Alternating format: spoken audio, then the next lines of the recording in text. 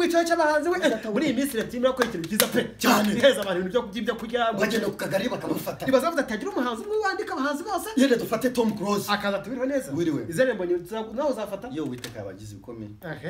Jesse nawe uzafata akagafoto byagafoto shambwira no kuri wantorewe byiza cyane kitigaje nawe uzafata amarona ariho nawe uriho so shumura ariho nawe uriho mani byo biboro mu ngiye mushyiramo basafi bose babura bakunda ibikoma manager ibi bintu by'ibiriste se guma guma wigize umbano guma kabiri wamboye basi bazajye batazi